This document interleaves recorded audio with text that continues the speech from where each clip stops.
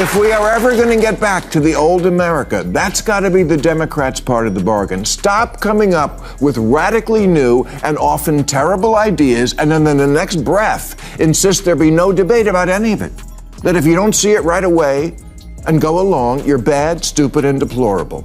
As if you were saying, duh, 2 + 2 = 5, isn't that obvious? Yeah, it's obvious you can't add. You can't just say. Under Donald Trump, the United States is now officially being declared a national security threat to Denmark. A Denmark intelligence agency, in their official annual report, is calling the United States a threat to Denmark's sovereignty, a threat to the sovereignty of Greenland, which is a territory within the Kingdom of Denmark.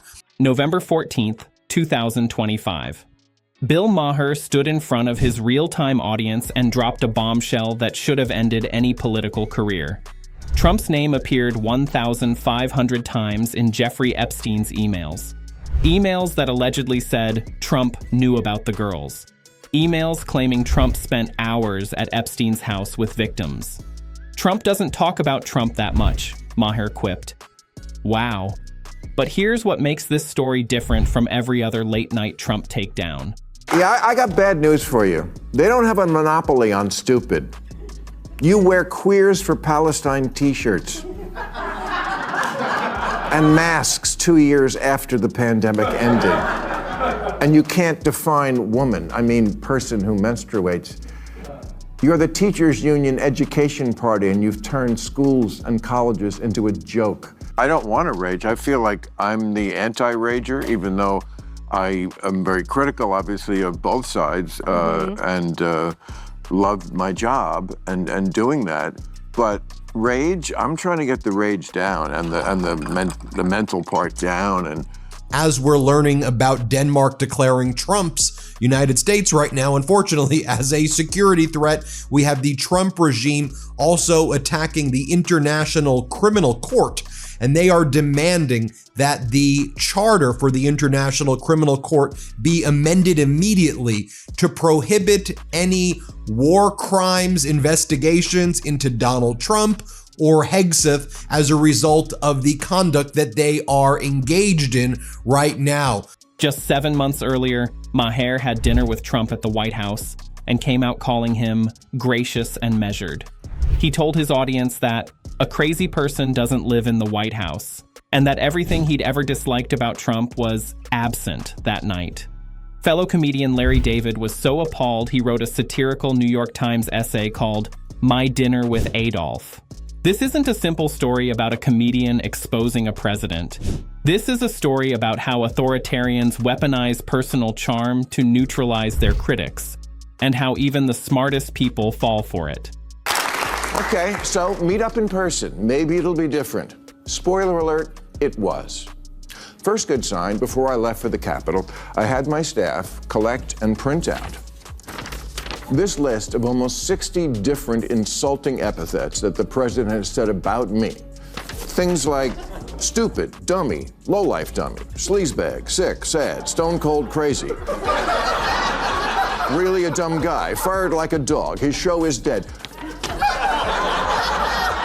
There's 60. I brought this to the White House because I wanted him to sign it, which he did. The authoritarian, the demagogue, it goes away when they go away, and he will go away.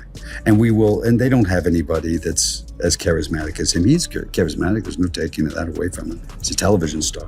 He is. He's charismatic. I mean, I don't agree with him at all on anything, but, Donald Trump says he will sanction and attack the International Criminal Court if they don't amend their charter to say that Trump and his war criminals in his cabinet get absolute immunity. And Donald Trump is also saying that the International Criminal Court needs to drop all investigations and all claims against Netanyahu as well. Or Trump says he will further attack the International Criminal Court, go after their judges, go after their prosecutors, and try to ruin their lives in the United States of America.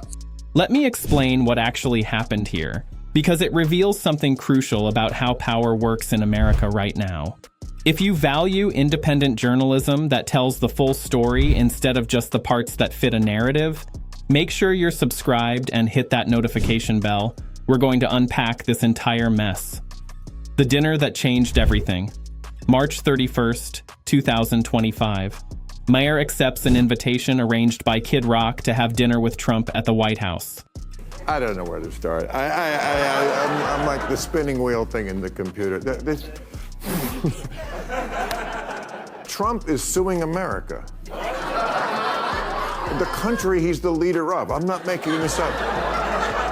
For when he was out of office, in between the terms, when they were putting him on trial and tried to put him in jail, but he didn't go to jail. America's being sued for attempted karma.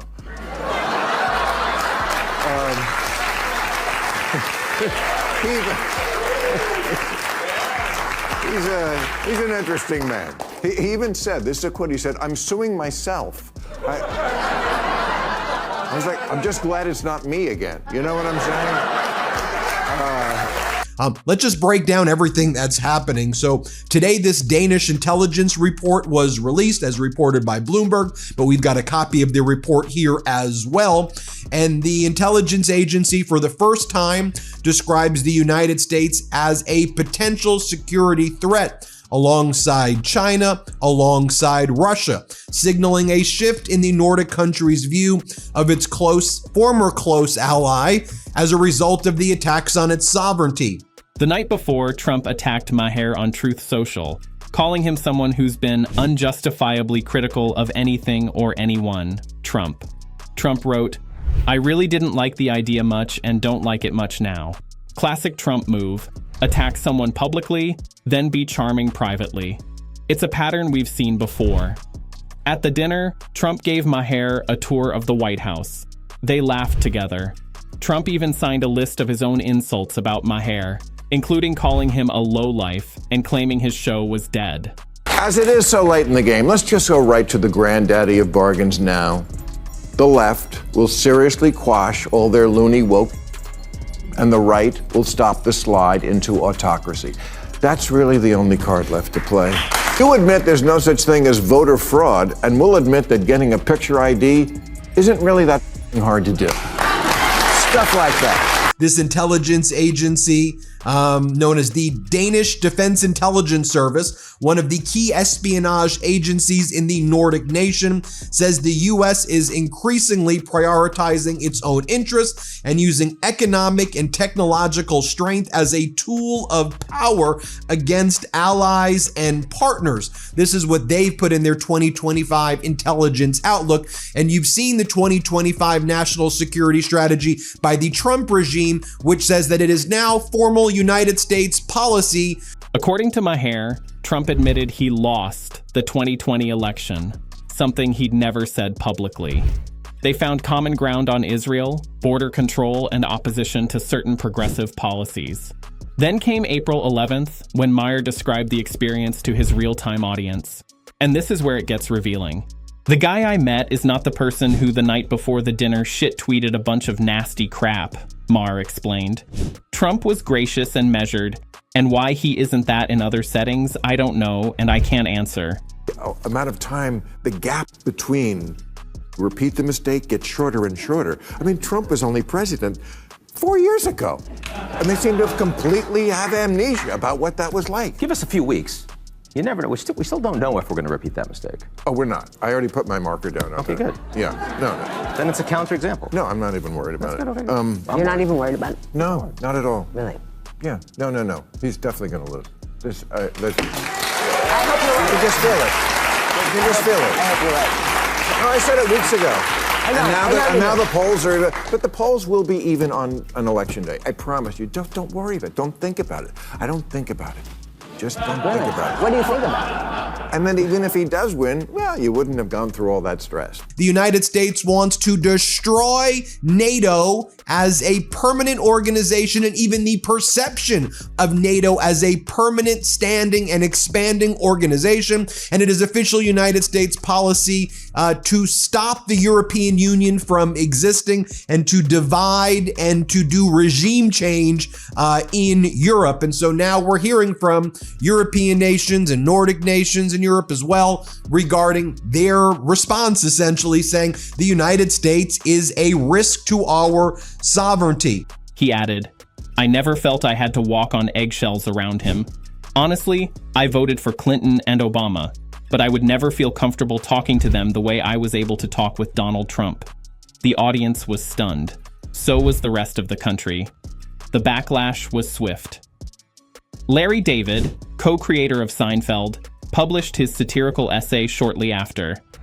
Without naming Maher, he wrote about having dinner with the world's most reviled man, Adolf Hitler, and coming away charmed by how gracious he was in private. Things That's that the point. that are consequential that I don't like him doing.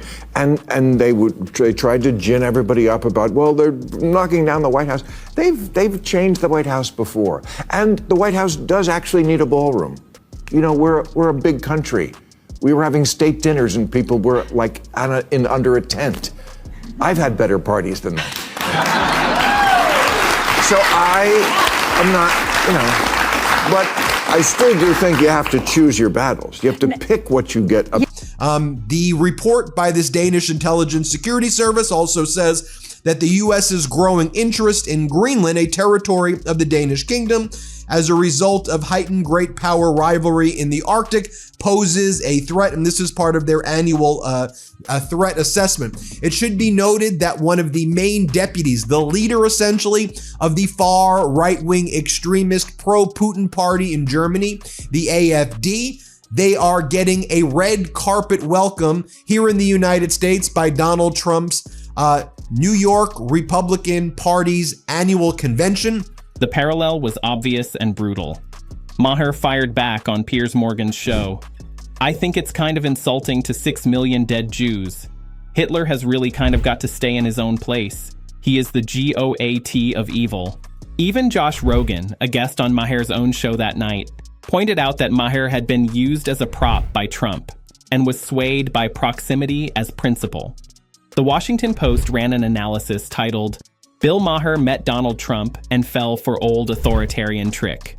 Trump to Mount Rushmore because, like Washington, he's a patriot. Like Teddy Roosevelt, he's a renegade. And like Abraham Lincoln, he's not really helping the theater scene in Washington, D.C. I mean, the damage that's happening to places like USAID is, it's remarkable in its damage. It's going to be very hard to fix.